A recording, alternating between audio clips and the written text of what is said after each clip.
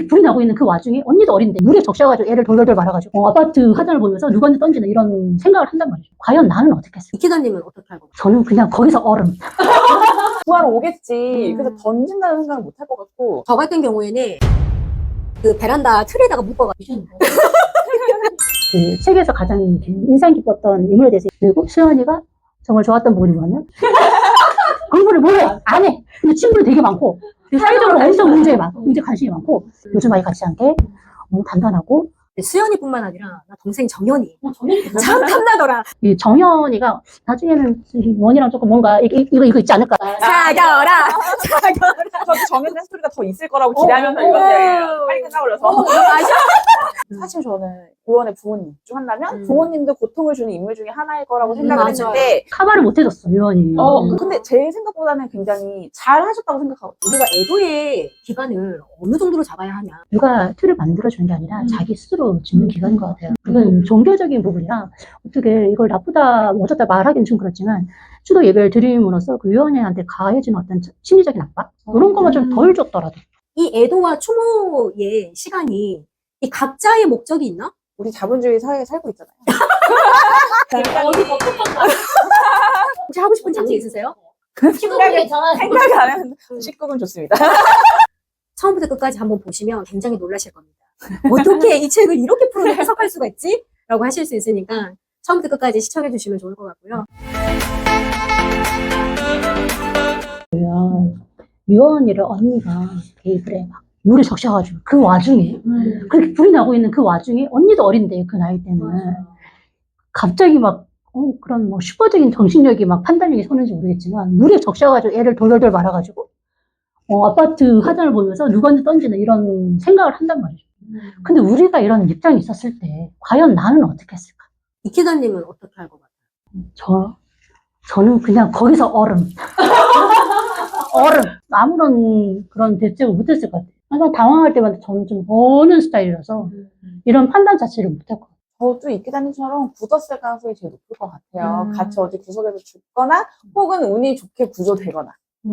구조를 기본적으로 이렇게 사회 시스템에 대한 믿음 같은 게 있어서 누가 설마 내가 이렇게 죽는 것인가?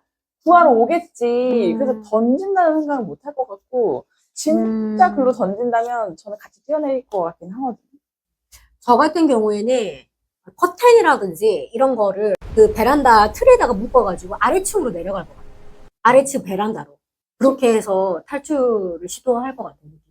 이래나 저래나 죽는다고 하면 살 가능성이 뭐가 높을까. 근데 이제 나중에 그런 생각을 한다고. 네. 미션. 영화를 많이 봐서 저는 그런 생각했는데 근데 내가 그런 생각을 하고 있는데 얼마 전에 뉴스에 나왔어요. 화재 사건이 있었어요. 근데 엄마가 자매가 셋이 있었었어요. 아파트에. 근데 딱 보니까 자기 집인 거야. 엄마가 정말 막 뛰어 올라가서 어디로 올라가냐면 이제 화재가 났으니까 자기 집에 아래층으로 올라가서 아래층 베란다를 통해서 자기 위층으로 올라가서 아이를 맞아요. 구했어요.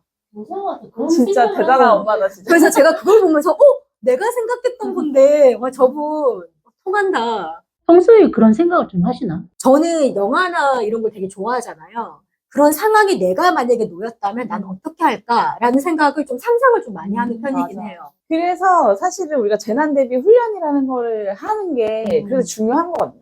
사실 제가 생각하기에는 저나 이키다님처럼 어른이 제일 많아요. 사실 이런 거는 생각의 영역이라기보다 이거 소설이라서 언니가 이런 순간적인 판단을 했지만 사람은 생각보다 습관적인 거? 그럴 것 몸이 기억하는 게 되게 중요해가지고 구체적인 행동 지침이 머리에도 있지만 훈련도 되어 있어야 되고 맞아요. 몸으로. 그게 일부 이제 시뮬레이션 저도 가끔 하는데 그런 시뮬레이션 많이 하시는 분들은 조금 더 행동할 가능성이 높긴 한 거죠. 근데 대신 시뮬레이션뿐만 아니라 우리가 귀찮아하지만 그런 식의 재난 대비 훈련이라든지 그리고 이제 많은 안전 장치들 우리가 이제 특히 이런 아파트나 공동주택에 있어서 원래 베란다라는 것 자체도 있는 이유가 그런 화재 위험을 대비하기 위해서. 맞아요. 그리고 요즘 아파트는 대부분 대피 공간이라고 있고 방음으로 되어 있는. 네. 그리고 말씀하신 것처럼 아까 커튼 내려가는 것처럼 네. 왕관기가 설치돼 있어요. 맞아요. 저 지금 저희 집에서 불나면 못 쓸 것 같아요. 어떻게 그치. 그거를 맞아. 정신이 혼미해. 그래서 이제 사실은 그런 게 기초 훈련 같은 게 맞아요. 굉장히 필요한 거죠. 그게 그런 것 같아요. 우리나라 같은 경우는 지형적으로 너무 안전한 지형이다 보니 그런 훈련에 대한 어떤 뭐 필요한 걸 잘 못 느끼는데 일본 같은 경우는 그런 거 되게 많이 해요. 지진 많이 일어나니까 이런 지진에 대한 대책이라든가 시민들이 다 알고 있잖아요. 우리는 그런 게 좀 부족하다 보니 평상시에도 우리는 안전 불감증이라고 해야 되나? 그런 게 좀 있어, 우리는. 있는 것 같아요. 근데 사람들이 이렇게 안전 불감증이라고 그런 감정 영역으로 하면은 결국 사회적 책임을 낮추는 효과가 있다고 생각을 해요. 그러니까 단어를 바꿔야겠네. 아니, 단어보다는 그럼요. 안전이라는 건 결국 일본이 더 지진력이 많긴 하지만 우리나라도 제일 만만치 않아요. 많은 지진만 없을 뿐. 그런데 그리고 뭐 우리 언제나 뭐 차나 기차나 비행기 뭐 이런 교통수단도 있고 위험 화재, 위험성은 늘 있는 거니까요. 제 생각에는 안전은 결국 돈이거든요. 말 그대로 이런 훈련을 하거나 이런 것도 다 돈이고 그런 예산을 좀 잘 잡아야겠네. 예산도 있지만 이제 사회적 책임을 계속 부여할 수밖에 없는 거죠. 사실 이제 저는 지금 조그만 법률사무소를 구성하고 있는데 여기는 뭐 그런 제세동기 교육해야 될 의무가 전혀 없잖아요. 그렇지만 이제 대기업에 제가 다녔을 때는 거기 그런 의무를 자꾸 부여하는 거죠. 자꾸 비용을 들여서 교육하고 시설을 갖춰주잖아요. 그렇죠. 예를 들어서 뭐 검찰청에는 방독면이 비치돼 있어요. 근데 이제 유효기간이 있잖아요. 그러면 사실 샀다가 쟁여놨다가 쓰지 못하고 다 버리고 다시 또 사는데 재구매하고 그런 게 이제 사실은 다 돈이지만 어쨌든 어쩌다 일어날 사고에 대비하는 비용 투자인 거죠, 우리의. 하물며 그 경비, 아파트나 뭐 건물에 하는 그 경비원분도 주기적으로 소방훈련을 한단 말이에요. 네. 근데 우리 그 소방훈련을 그 경비원뿐만 아니라 직원들도 거기에 있는 뭐 청소하시는 어머니라도 다 받아야 되지 않을까. 처음 했을 때 그 당황함이라는 거는 진짜 불 났을 때 난 한 번도 불난 적이 없으니 우리가 얼 수밖에 없는 상황에 대한 어떤 대책을 평상시에도 조금씩 했어야 된다는 생각이 들어요. 점점 나아지고 있는 것 같아요. 제 생각에는 우리 집에 불이 나면은 가장 대처를 잘할 것이 우리 아이들이라고 생각이 들거든요.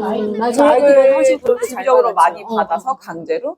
그래서 점점 세상이 달라지고는 있는 부분인데 결국에는 교육만으로 또 해결되지 않고 그런 말로 건물 구조나 그런 한 번씩 화재 근데 그걸 방지하는 어떤 뭐 건축 자재의 문제라든지 한 번씩 나오잖아요. 네. 다 맨날 뭐 그 말을 하잖아요. 인재라고 표현하잖아요. 뉴스에서. 인재라고. 그게 어느 정도 우리가 막을 수 있는 걸 못 막았다. 비를 못 내리게 할 수는 없지만 비가 많이 왔을 때 대비책이 우리가 있었는데 그걸 못했다는 측면의 인재잖아요. 화재도 네. 비슷할 거라고 생각하고 그리고 불이 적게 나는 환경 돈을 더 들여서 그렇죠. 네. 건축 자재 같은 경우에도 충분히 그 안전하게 화재로부터 안전하게 보호할 수 있는 장치들이 분명히 존재하는데 비용 절감 때문에 그러지 못하는 경우가 많아서 큰 화재로 번지는 경우가 많잖아요. 신흥 백화점이나 뭐 신골 같은 경우에도 그 전에 전조 현상이 엄청 많았는데 다 무시. 그런 것처럼 그런 현상에 대해서 예민하게 받아들이고 그걸 예민하게 받아들이면서 그 진행할 어떤 행동 책임질 사람이 있어야 된다는 생각이 들어요. 그래서 아까 안전 불감증 감정 얘기했잖아요. 저는 그 감정을 사람들한테 요구할 때 그래서 우리 위험해 또 주의해야 돼 이런 감정을 고조시키기보다는 우리가 안전을 위해서 사회적으로 비용을 투자해야 돼. 그걸 아까워하지 않는 감정이 더 중요하지 않나 생각을 해봐요. 맨날 전쟁 나는 거 아니야? 막 이런 불안하고 끊임없는 상상을 사람들에게 강요한다면 사실 이제 지나가다 누가 묻지마 살인으로 날 찌를 수도 있는 것까지 내가 상상해야 한다면은 오히려 그런 것보다는 이제 감정이라고 한다면 우리가 이렇게 사회가 안전해야 되기 때문에 우리가 비용이 많이 들 수밖에 없다. 이런 데 돈을 써야 된다. 그 너도 책임지고 너도 책임지고 근데 다들 그 당시엔 굉장히 아까워하는 거 같아요. 세금이 올바른 데 쓰인다는 거를 눈으로 보고 할 수 있다면야 아끼지 않겠지만 이게 세금이 어디에 쓰이는지 우리는 알잖아요. 그 책에서 가장 인상 깊었던 인물에 대해서 얘기를 한번 나누고 싶은데요. 저 같은 경우에는 수연이 가장 인상 깊었어요. 우리 수연이라는 인물이 이게 스포가 좀 될 수도 있는데 책이 또 좀 또 되다 보니까 또 많은 분들이 읽었을 거라 생각하라고 이야기를 하면 수연이 굉장히 큰 비밀을 가지고 있잖아요. 네, 이야기 한번 나눠주세요. 수연이라는 친구와 그러니까 유연이가 원래 친구가 없는 아이였는데 수연이라는 애를 옥상에서 마주치면서 그 친구가 가까워졌는데 알고 봤더니 수연이가 그 아저씨의 딸이었던 거죠. 그 예상했어요? 전혀. 근데 왜 놀랐을까를 나중에 알겠, 그래서 놀랐구나. 수연이가 원희를 보고 맨 처음에 놀랐잖아요. 유원이 입장에서는, 그 과거에 자기를 아는 사람을 만나는 걸 좀 꺼려하는데, 그걸 모른다고 생각했는데, 그걸 좀 너무 깊숙이 알고 있지. 너무나 잘하는 아이랑 배부가 된 거지. 네, 결국 이제 수연이라는 애를 통해서 오히려 더 성장하는 계기가 된단 말이죠. 그리고 수연이가 정말 좋았던 부분이 뭐냐면, 공부에 관심이 없어. 공부를 뭐 해? 안 해. 근데 친구는 되게 많고, 그리고 사회적으로 엄청 문제에 관심이 많고, 요즘 아이 같지 않게 너무 단단하고, 주변에 대해서 배려라든가, 그리고 앞으로 자기가 어떻게 살아야 될 것인가에 대해서 굉장히 인지나 생각을 사고를 많이 하는 나이라는 생각이 들어요. 수연이뿐만 아니라 나 동생 정연이 정연이 참 탐나더라. 둘은 너무나 일찍 어른이 된 케이스? 그래서 좀 더 먹먹하게 됐고, 대견하게 됐고, 아프기도 했지만, 이 정연이가 나중에는 이 원이랑 조금 뭔가, 이거 있지 않을까. 사겨라.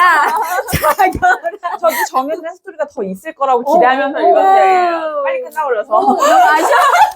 같은 마음, 열배님도 2탄 내줘야 하는 거 아니에요? 유언 말고 정연으로 한번. 너무 소리로. 그러니까.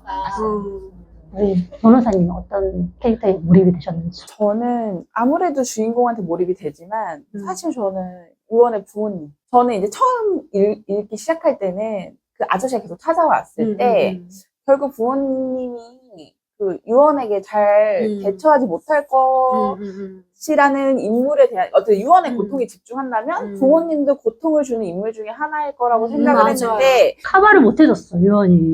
근데 제 생각보다는 굉장히 잘 하셨다고 생각하거든요. 어쨌든 저는 유언이를 보호하려고 굉장히 노력하셨다고 생각하고 그러면서도 어떤 유언이한테 사실은 되게 쉽게 우리네 부모님들을 생각하면 너는 언니 목까지 잘 살아야 된다는 부담감을 부모님이 주는 경우도 많을 수 있다고 생각해요. 어쨌든 한 명을 잃었고 얘는 어쨌든 살았고 산 것이 너무 해피하고 소중한 일이긴 하지만 그만큼 바라는 게 그 목까지 바라는 게 많을 수 있는데 굉장히 그런 부분에 대해서 많이 짐을 지우지 않고 어떻게 보면 유언이가 잘 살아갈 수 있게 보듬어 주신 것 같고 물론 되게 완벽할 수는 없지만 어쨌든 얼마나 힘들까. 유언이만큼 사실 어른이지만 굉장히 부모님이 힘든 상황일 거라고 생각을 해요. 경제적으로도 서로가 너무 눈치를 봤어. 아빠도 유언이 눈치를 보고, 엄마도 유언이 눈치를 보고. 보통의 학부모 같은 경우 학원 빠지면 뭐라 할 텐데 학원에 빠져도 말 못해. 건강하기만 해줘. 이러니까. 근데 나는 이게 매해마다 언니 생일 때 교회 사람들, 그 다음에 언니 친구 이렇게 다 초대하잖아요. 난 그게 간접적으로 나는 유언을 압박한다고 생각했거든요, 부모님이. 굳이 저렇게까지? 그냥 간단하게 애도할 수 있잖아요. 언니의 기일날에 가서, 이렇게 가족끼리 가서 그냥 언니 한번 보고 오고. 이렇게 하면 정도는 모르겠는데, 계속 해마다 상기를 시키잖아요, 유언이한테. 사람들이 자꾸 얘기를 해주잖아. 착하고, 얼마나 성실하고, 공부도 잘하고. 그게 유언한테는 늘 자기한테 너는 그런 언니 대신 살아난 아이이니? 그런 언니 목까지 너가 잘해야라고 간접적인 압박이라고 저는 생각해서 난 너무 불편했을 것 같아요, 유언이라면. 그쵸. 그들은 불편하긴 한데 결국 부모도 완벽할 수는 없잖아요. 자식 잃은 부모의 마음을 생각해 본다면 되게 그 애도의 순간이 중요하지 않을까 싶긴 하거든요. 그 애도의 순간이라고 하니까 저는 우리가 애도의 기간을 어느 정도로 잡아야 하냐. 예전에는 부모님이 돌아가시면 3년 상 지내듯이 매일 기준으로 산다잖아요. 이 기간님 어떻게 생각하세요? 애도의 기준이라는 게 있을까? 애도의 기간이라는 게 있을까? 애도의 기간이란 거는 누가 틀을 만들어주는 게 아니라 자기 스스로 짓는 기간인 것 같아요. 누가 이래라 저래라 할 수가 없는 부분. 우리가 누군가를 애도하고 누군가를 마음에서 보내주고 이게 아픔보다는 추억이 되는 기간이 는 각자마다 다르기 때문에 이거는 누가 말해줄 수 없는 부분이라고 생각을 하고요. 그리고 추도 예배를 계속 드리는 그건 종교적인 부분이라 어떻게 이걸 나쁘다 어쩌다 말하기는 좀 그렇지만 추도 예배를 드림으로써 그 유언인한테 가해지는 어떤 심리적인 압박 이런 거만 좀 덜 줬더라도. 근데 그것도 저는 약간 걸리는 부분이 있었어요. 그 목사님이 오시잖아요. 뭐, 뭐 이게 이제 뭐 방송으로 나갈지는 모르겠지만 어쨌든 어떤 목적을 가지고 오는 느낌이 전 들었거든요. 왜냐면 엄마가 언니의 몫에 1년치 헌금을 항상 드리잖아요. 해마다. 근데 그거를 다 받아 가신다고. 그 대사, 그 문장을 보면서, 아, 이 애도와 추모의 시간이 이 각자의 목적이 있나? 나는 그런 생각이 들면서 좀 그 부분, 그 장면이 좀 마음이 좀 불편했었어요. 근데 우리 자본주의 사회에 살고 있잖아요. 아니 근데 이게 굉장히 열변님. 아니 왜냐면 재밌다. 굉장히 재밌다. 왜냐면 생각보다 음. 사람들이 어떻게 돈으로 환산해? 아. 감정을 돈으로 환산해라고 하지만 만약에 정말 실제로 그런 일 많이 없겠지만 그 할아버지가 굉장히 부자고 어떻게 보면 아저씨나 정말 그 우리가 받을 수 있을 만큼의 손해배상을 충분히 받거나 혹은 그 이상을 받았다면 상황은 매우 달랐을 거예요. 아, 그렇죠. 그래서 그 목사님도 반쯤은 말 그대로 수금하러 왔을 수는 있으나 어쨌든 종교 서비스잖아요. 그래서 그 금액이 굉장히 상시하면은 문제가 될 것 같은데 근데 그 마음도 중요한 거죠. 그러니까 돈은 저는 마음 대신인 경우도 많다고 생각해요. 아. 왜냐면은 유언의 표현이죠, 그것도. 그러니까 유언의 부모님도 결국 뭐 돈은 목사님한테 가지만 딸에 대한 마음을 어떻게 할 방법이 없는 거죠. 아, 물론 매일같이 딸을 생각할 수도 있겠지만 아까 3년상 얘기하셨는데 3년상은 우리 옛날에는 3년 동안 그러고 있잖아요. 일자로 치면 1000일 동안이잖아요.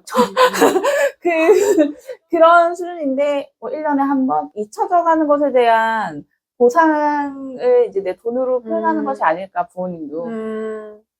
그렇게 들으니까 네. 하기서 그 왜 그런 거 있잖아요. 가족 중에 또 누가 좀 아프게 좀 돌아가셨다. 그러면은 그 길일이 되면 이렇게 성금을 하시는 분들도 있어요. 아이 이름이나 그쵸. 부모님 이름으로 맞아요. 기부를 하시는 것도 저는 일종의 그런 개념으로 본다고 그렇죠. 하면은 뭐 괜찮구나라는 생각이 들어요. 우리가 약간 거부감이 드는 거는 목사님이라서 그런 걸까요? 종교 서비스? 네, 맞아요. 목사님이 한번 그런 감사 헌금 이런 걸 가져가시면 말씀하시면서 우리 예언에 대한 마음을 많은 사람들한테 나누는 것에 대한 좋은 쪽으로 생각하면 그렇게 참 너무 색안경 꼈다. 누가 이렇게 색안경을 끼는 거야? 근데 주인공 시점으로 보면 매우 힘든 일이 하기 맞아. 때문에 유언이가 사실 솔직하게 말할 수 있었다면 좀 나았을 텐데 쉽지 않은 거죠. 또 이제 부모님과의 관계에서도 제가 유언이라도 이게 내가 너무 힘들고 싫으니까 하지 말아달라고 말하기 어려웠을 것 같아요. 그래도 이제 좋은 친구 수연이를 만나서 연기를 해요. 너무 잘 된 것 같아요. 그리고 저는 신하라는 언니도 좀 인상 깊었어요. 그래서 죽은 친구의 가족을 제 부모님처럼 제 동생처럼 돌보잖아요. 만삭인데도 와. 너무 그러기 쉽지 않을 텐데. 그러니까 그런 친구가 세상에 존재할까? 싶고 너무 이상적으로 보였거든요. 약간 지금을 보면은 좀 이상적인 친구긴 한데 어떤 친구였냐에 따라 다를 수 있을 것 같아요. 거의 뭐 자매급일 수 있으면 그럴 수도 있다는 생각이 들어요. 이게 보면 수연이나 정현이 여기 신하 언니 친구 신하 언니들 약간 판타지 같은 인물이에요. 내가 봤을 때. 현실에 이런 친구들이 있을까? 라고 생각하면은 약간 판타지에 가깝다. 그 말씀을 좀 드리면은 유언이가 약간 촌철살인 같은 대사를 신하 언니한테 좀 썼거든요. 언니를 나를 통해서 예언 언니를 보는 것 같았어. 그래서 우리 당분간 보지 말자. 그래서 그런 대사를 칠 때도 얘는 정말 많이 성숙해졌구나. 수연 만나고. 수연 만나고 완전히 달라졌구나. 정말 하고 싶은 말들 그동안 생각했던 거 그리고 자기가 누구 때문에 힘들었던 부분에 대해서 지금 조금씩 이렇게 컷을 하고 있잖아요. 그게 너무 대단해요. 주변에 나를 좀 변화를 시킬 수 있는 인물이 있다는 거는 좀 대단한 것 같아요. 한 사람 좀 만나고 싶어요. 연락 주세요. 저희가 이제 마지막 이야기를 한번 나눠봐야 할 것 같은데, 이기다님이 말했듯이, 어쨌든 원희가 그동안 하지 못했던 말을 수연이를 통해서 이제 쏟아내잖아요. 아빠한테도 얘기하고, 아빠 나빴다. 아빠가 왜 막아주지를 못했냐. 부모님한테도 얘기를 하고, 아저씨한테도, 아저씨 저 무거웠죠. 근데 지금은, 아저씨가 저 너무 무거워요라고 얘기할 때, 좀 울컥하더라고요. 계속 울었다 이거. 근데 그 뒤돌아서 가는 그 아저씨, 쩔뚝거리면서 가는 그 아저씨. 왜 갑자기 마지막에 불쌍해지는 건데 리얼 수 없게 미울 수 없게 만들어버리더라고. 그것도 좀 있었었어요. 어떠셨어요? 결국은 마지막에 수연이하고 정연이하고 유원이 스카이다이빙 하러 올라가잖아요. 근데 나 너무 재밌는 게 돈이 없어가지고 수연이가 원이만 스카이다이빙 둘이 내려가잖아, 다시. 또 너무 귀여운 거예요. 그것도 그 장치도 너무 귀여웠는데. 남매들이 너무 귀여워. 남매들이 너무 사랑스러워. 진짜 유언이가 남매를 안 만나서 어떡할 뻔 진짜.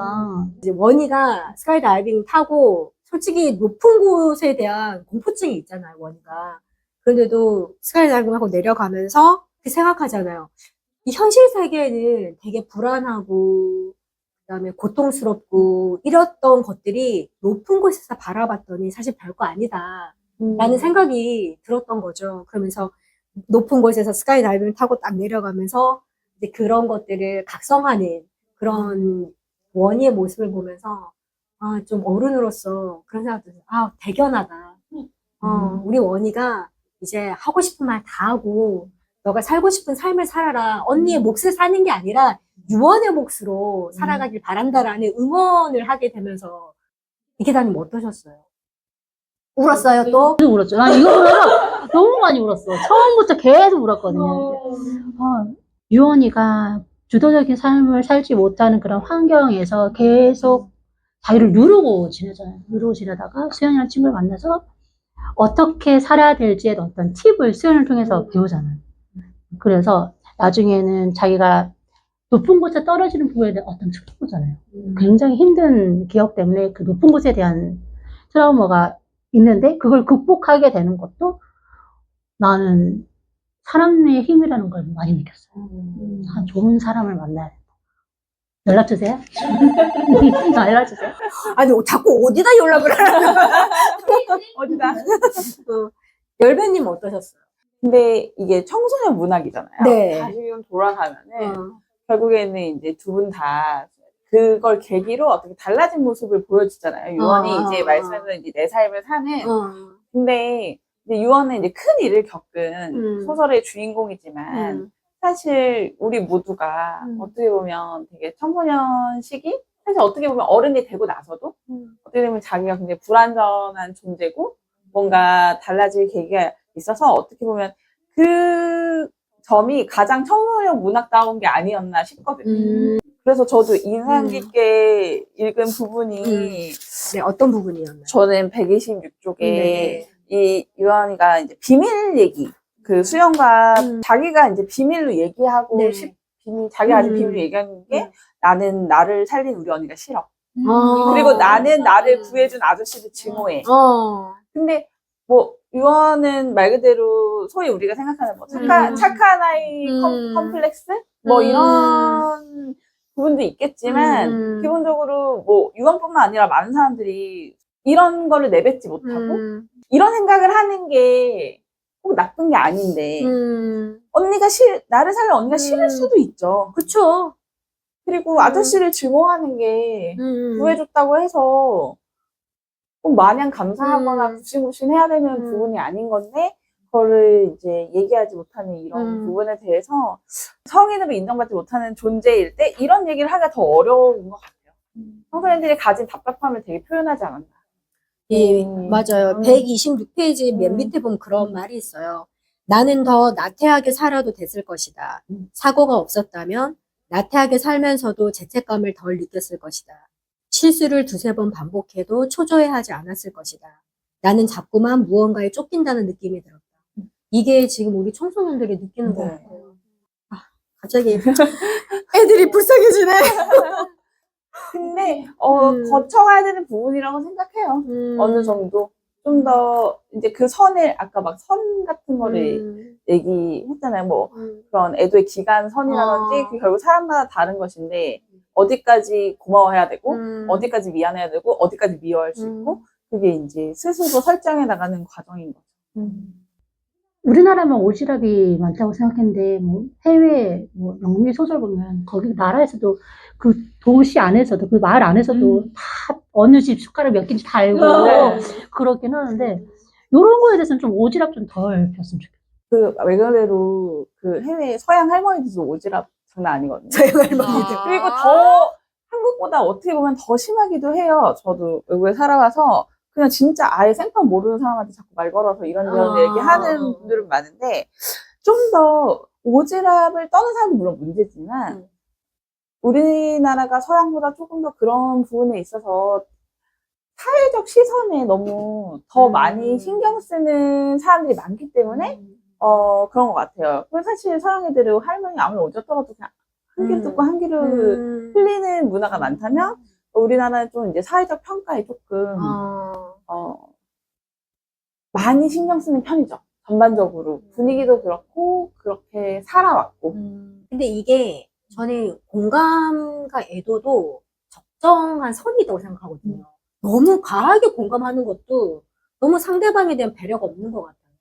그 사람의 슬픔에 대해서 마음이 너무 아프시겠어요 라고 이 정도 끝나도 되는 일을 언니가 너 구하느라 언니가 죽어서 막 이렇게 쓸데없는 말까지 하면서 그 유언이의 가슴을 진짜 후덕하는 그런 애도나 공감은 저는 정말 극혐하거든요. 극혐이야. 왜냐면 인터넷에도 여기 책에도 보면 그러잖아요.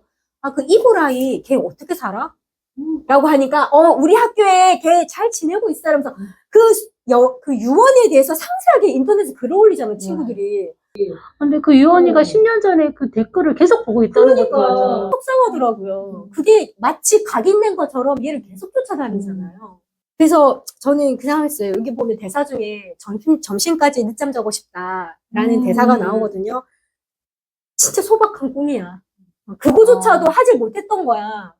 열심히 살아야 한다는 생각이 언니 못까지. 그래서 저는 이제 그 과거에 청산하고 점심까지 늦게까지 자는 유언이 되기를. 원이 하고 싶은 거 다 해. 우리 오늘 다들 이렇게 이야기 나눴는데 소감 한마디씩 한번 나눠볼까요? 우리 열배님 어떠셨는지.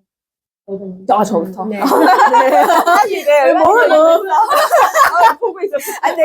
근데 지금 막 두 분과 얘기를 나누다 보니까 처음 이제 읽었을 때는 청소년 문화 이런 거 있나? 이렇게 생각이 드는데 이게 왜 성장 소설인지 좀 깨닫게 되는 것 같아요. 말 그대로 어쨌든 소설이기 때문에 굉장히 큰 사건을 기준으로 했지만 제가 유언의 과거는 굉장히 큰 사건이었지만 사실 지금은 별 다를 바 없는 우리의 평범한 청소년의 모습이고 사실 큰 사건이 없는 청소년이라고 하더라도 이런 식의 고민들 착한 아이가 되거나 이런 거 내가 하면 안 되고 누구나 자기의 짐을 하나씩 지는 경우가 많은 거예요. 실제 그 짐이 실존하지 않더라도. 그래서 다시 한번 저희 청소년 시절을 생각하면서 우리 이렇게 성장했구나. 이게 내가 이미 성장해 버려서 그걸 약간 잊고 살았구나 이런 느낌이 듭니다.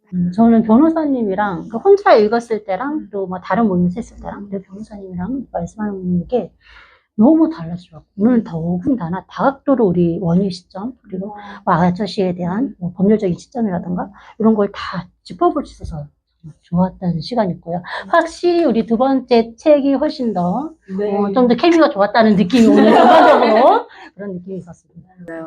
이게 사실 청소년 소설이라고 하면 우리가 그냥 어른들이 읽기에 그냥 너무 가볍게 읽고 넘어가지 않을까라고 생각하지만 지금 우리 열변님이나 이키타님하고 대화를 통해서도 알듯이 깊이 있게 대화를 할 수 있는 부분들이 상당히 많아요. 사실 우리가 하고 싶은 얘기가 더 많거든요. 근데 시간상에 못하는 거야. 그래서 우리가 다음에는 또 재밌는 책으로 나눠볼 텐데 혹시 뭐 하고 싶은 장르 있으세요? 열사님한테 그래, 열배님 뭐 아, 혹시 하고 싶은 장르 있으세요? 생각이 생각이 안 하면 19금 좋습니다.